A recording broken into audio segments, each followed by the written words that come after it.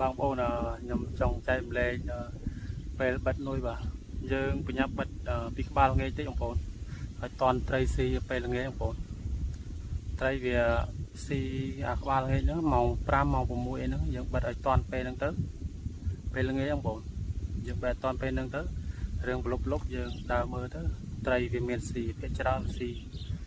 ជាប់ច្រើនបងប្អូនបើយើងបិទនុយពេលយប់ពេកវាអត់តន់ពេលត្រីវាស៊ីពេលវាស៊ីខ្លាំងបងប្អូនអញ្ចឹងដូច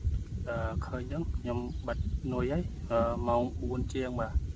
ត្រឹមបិទហើយវាម៉ោង5ជាងហើយបកាយខ្ញុំវា100បាទវាបិទនុយឥឡូវខ្ញុំដាក់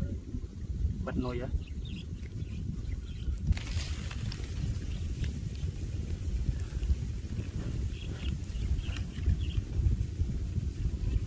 នេះបាទយើងដោត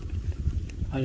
តឹងវាមកខ្លាច់ត្រីធំវាទាញអីទៅវាអាចរើរួចទេអត់ស្ដកដងអញ្ចឹងយើងបិទនុយអញ្ចឹងយើងទុកមាត់ឲ្យវាផុតពីទឹកបន្តិចអញ្ចឹងវាឃើញអញ្ចឹង